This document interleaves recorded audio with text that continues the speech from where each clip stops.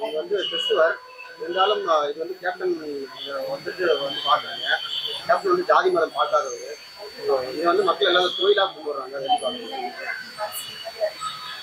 அது அவங்களோட எண்ணங்கள் தான் சார். அந்த ஆத்மா சாந்தி அடைய தான் நாங்கள் வந்து ப்ரே பண்ணுறோம். சரிங்களா? எங்களோட கண்ணோட்டம் வேறு மாதிரி இருக்கும், வரவங்களோட கண்ணோட்டம் வேறு மாதிரி இருக்கும். அது அவங்க பார்க்குற விதத்தை பொறுத்து. முதல்ல நாங்கள் அப்பா அவரை முதலமைச்சராக தேர்ந்தெடுத்திருந்தோம்னாக்கா நல்ல ஒரு ஆட்சி அமைஞ்சிருக்கோம். ஆனால் இப்போ அதை இழந்துட்டோம்.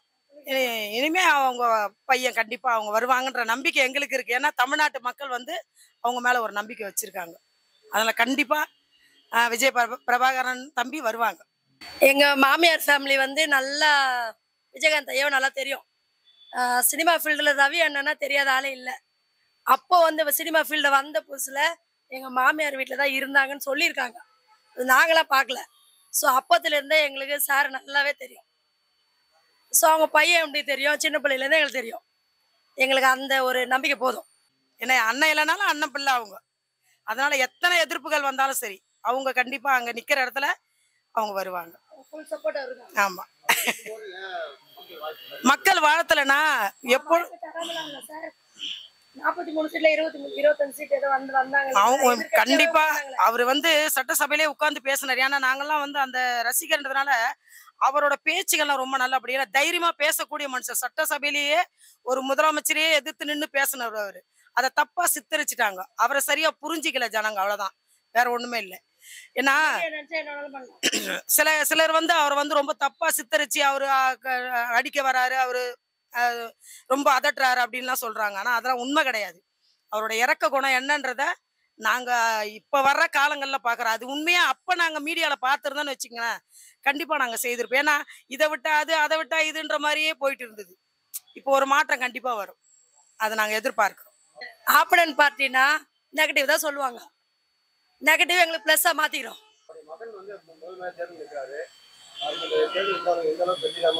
கண்டிப்பா பவர்ஃபுல்லா வருவாங்க பாருங்க. கேப்டனுக்கு அடுத்த சின்ன கேப்டன் அவர் தான். நான் ஒன்னும் அவருக்கு பேர் வச்சுட்டு போறேன். அவர் அடுத்த கேப்டன் அவர் தான். ஏன்னா அவங்க அப்பாவோட வழியில 2 பிள்ளைங்களுமே இப்ப இருக்கிற காலகட்டத்துக்கு பிள்ளைங்க அந்த மாதிரிலாம் வர முடியாது. ஆனா அவரோட எல்லா செயலையும் நல்ல பழக்க வழக்கங்கள், தர்ம குணம், இன்னைக்கும் அவங்க பாருங்க அப்பா சொல்றதை அப்படியே செய்துன்னு வராங்க. அது உண்மையாவே வரும். பூமி உள்ளளவும் புரட்சி தலைவரை போல புரட்சி கலைஞர் வருவாரு, புரட்சி பிரபாகரனும் வருவார். நான் அவருக்கு புரட்சி பிரபாகரன் வச்சுட்டு போறேன். கண்டிப்பா வருவாங்க. தகப்பன் எந்த வழியில போறாங்களோ அந்த வழிதான் நம்ம தமிழ்நாட்டு பண்பாடு. அது போல அவர் வந்து விவசாயி மகன். அவர் எல்லாரும் சொல்லிக்கலாம் நான் விவசாயி மகன். உண்மையா நேச்சுரலா கேப்டன் தான் விவசாயி. அதற்கு போலவே அவங்க பிள்ளைங்களை நல்லா அருமையான ஒரு பழக்க வழக்கங்களை கத்து கொடுத்துருக்காரு. ஏன்னா எங்க பையன் கூட பெட்டு வளர்க்குறான். அவரு அந்த பெட்டு வளர்க்குறதெல்லாம் நான் வாட்ஸ்அப்ல பார்ப்பேன். எனக்கு அந்த யூடியூப்லாம் தெரியாது. இவருக்கு அப்புறம் நான் அதை பார்க்க ஆரம்பிச்சேன். அதில் பார்க்கும்போது அவ்வளோ அன்பா அந்த சின்ன குட்டி நாயிலேருந்து பேர்ட்ஸுங்க வரைக்கும் அவர் அவ்வளோ அன்பா வளர்க்குறாங்க. அதனால கண்டிப்பா உண்மையாவே 2 பிள்ளைங்களை, ஒருத்தர் ஃபீல்டுல நல்லா பண்ணுவாரு, சினிமா ஒரு நல்ல தம்பிய எடுத்து பயன்படுத்தாம விட்டாங்க.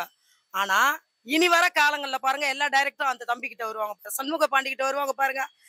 அது போல கண்டிப்பா அவங்களும் ஃபீல்டு நல்லா வருவாங்க, சினிமா ஃபீல்டு நல்லா வருவாங்க. சார் நான் கூட தான் ஆப்பனன்ட்ல இருந்து அனுதா போட்டு தான் சொல்ல முடியும். அப்பா இருந்துட்டாருன்னா அனுதா போட்டு தான் சொல்ல முடியும். இப்போ எம்ஜிஆர் இருந்தாங்க, அப்போ வந்து அனுதாப ஓட்டு தான் ஜெயலலிதா அம்மா வந்தாங்க. அப்போ அவங்க அனுதாப ஓட்டு வாங்கினாங்களா? அப்படிலாம் கிடையாது. அவங்க திறமை என்னன்னு மக்களுக்கு தெரியும். அவங்க திறமைக்கு தான் ஓட்டு போடுறாங்க, பிடிச்சிதான் ஓட்டு போடுறாங்க. அனுதாப ஓட்டுலாம் யாரும் போட மாட்டாங்க. பிடிச்சாதான் பூத்துக்கு வருவாங்க. இந்த வெயில நின்று ஓட்டு போடணும்னா சும்மா போடுவாங்களா? பிடிச்சது இந்த ஆள் இவங்க வரணும்னு நியமிச்சு தான் வராங்க. அனுதாப ஓட்டுலாம் அவங்க சும்மா பேசணும்னு பேசுறாங்க. சரி, லேடிஸை சப்போர்ட் பண்றாங்க, விடுங்க, நோ ப்ராப்ளம். அவங்க அனுதாப ஓட்டு வாங்கிட்டு போட்டுமே. ஆமா, சரத்குமார் சார் கூட நிறைய நேரம் அரசியல்ல இருக்காங்க, வந்துட்டாங்களா, சிஎம் ஆயிட்டாங்களா, அவ்வளவுதான். நம்ம சாராவது ஆப்பனன்ட் உட்கார்ந்தாங்க, ஆனா அவங்க அது கூட இல்லை. ஸோ அப்ப என்ன பண்ணலாம்? யார் அனுதாப ஓட்டு கேட்குறாங்க? அவ்வளோதான். நாங்கள் கிறிஸ்டின்னு, அதை நாங்கள் எப்போ ரொம்ப இது பண்ண மாட்டோம் சினிமாவை. ஆனால் நான் சொல்கிறேன், நல்ல கருத்துக்களை சொல்லக்கூடிய காரியங்கள் சினிமாவில் அந்த புள்ள சொல்லுவாங்க. அதை நாங்கள் நம்புகிறோம்.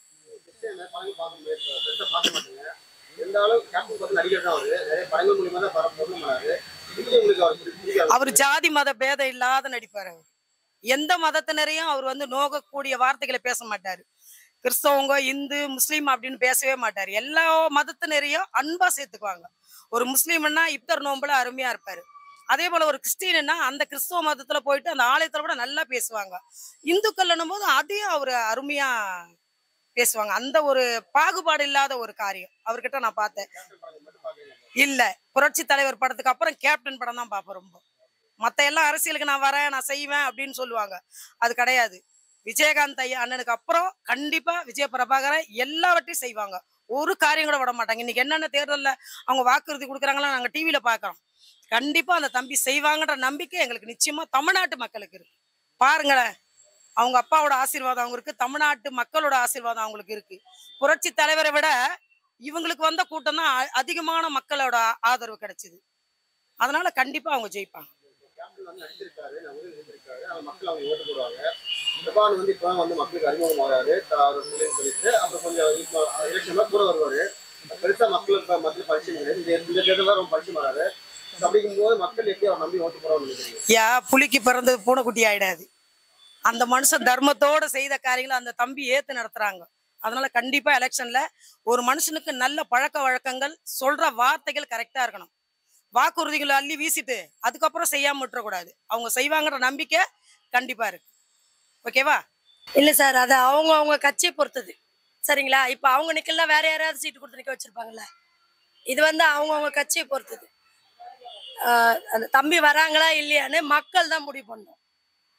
ஓகேங்களா? ஆப்போனன்ட் பார்ட்டி முடிவு பண்ண போறது இல்லை. ஆனா அவங்க வந்து ஆக்சுவலா நெகட்டிவ் கொடுத்து தான் ஆவாங்க. அவங்க ஆப்போசிட் பார்ட்டி தானே, கண்டிப்பா நெகட்டிவ் தான் சொல்லுவாங்க. பாசிட்டிவ் சொல்லிட்டு அப்புறம் அவங்க உங்களுக்கு ஓட்டு போட்டுருவாங்கல்ல. அவங்க ஓட்டு வேணும்னா சொல்லுங்க, பேசுறோம், வாங்கி தரோம். விருதுநகர்ல நிக்கிறாங்க.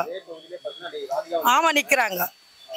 அவங்களுக்கு மிக நடிகை, அவங்க நிறைய ஃபேன்ஸ் இருக்காங்க. அவங்களுக்கு அந்த தொகுதியில நிறைய இது உறவினர்கள் சொந்தக்காரங்க. கண்டிப்பா.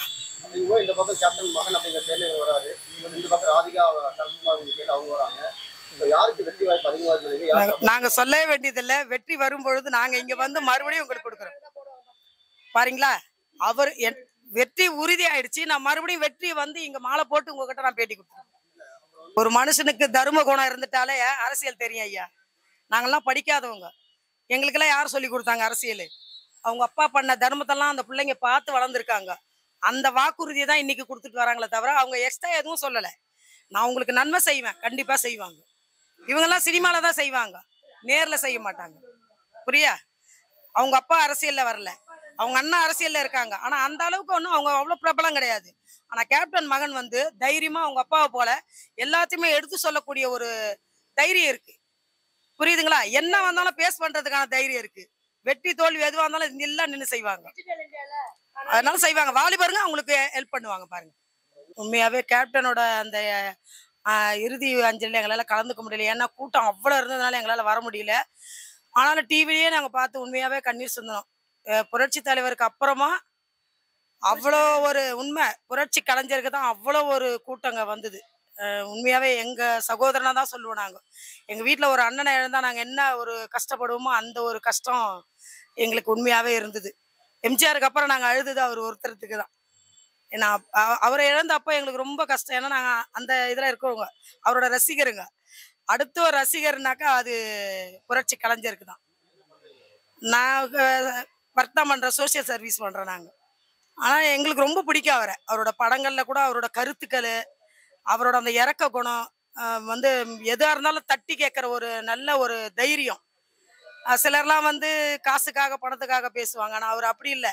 தனக்கு என்ன தோணுதோ அப்படியே பேசிட்டு போயிடுவாரு. அதை நாங்க வந்து அவரோட படத்துலயும் பார்ப்போம். ஆனா நேர்ல நாங்க பார்த்ததில்லை. ஆனா உண்மையாவே அதுக்கப்புறம் தான் தெரியுது இவ்வளோ ஒரு நல்ல மனுஷரை நாங்க இழந்துட்டோம் அப்படின்னு சொல்லி. உண்மையாவே தமிழகம் இழந்துடுச்சு. நாங்க அதுதான் சென்னையில இருந்து நாங்க அவரை மிஸ் பண்ணிட்டோமே. அண்ணன் வந்து எப்போவோ அவங்கள வந்து மேடையில நாங்க எல்லா நியூஸை பார்ப்போம் தான் சார். நாங்க அதுல வந்து இவங்களை முன்னாடி விட்டுட்டு பேச விட்டுட்டு அவங்க பின்னாடி உட்கார்ந்து அண்ணன் பார்த்துட்டு இருந்தாங்க. ஒரு வார்த்தை கூட மிஸ் ஆகாம பிசுறு தட்டாம அழகா பேசினாங்க தம்பி. ஃபர்ஸ்ட் மீட்டிங்லயே அவங்க அவ்வளவு அழகா பேசினாங்க. அப்போ கண்டிப்பா வர்ற வழி கரெக்டா இருந்தா நாம போற இடம் கரெக்டா இருக்கு. இல்ல இல்ல, யாரு ராதிகா சொன்னது கரெக்டா இருக்கு. இல்ல, தப்புதான் அது, கிடையவே கிடையாது. இது அனுதாப ஓட்டு கிடையாது. ஏங்க முன்னாடியே நாங்க இருந்த அரசியல்ல இருக்கும்போதே அவங்க கண்டிப்பா வந்தாரு. அவர் எதிர்க்கட்சியா இருந்தே வந்து சட்டசபையில உட்கார்ந்தவர் அவரு. இன்னைக்கு எதுக்கு அவருக்கு அனுதாப ஓட்டு வரணும்? கண்டிப்பா அவர் ஜெயிப்பாருன்ற ஒரு நம்பிக்கையோட நாங்க இங்க இருந்து கடந்து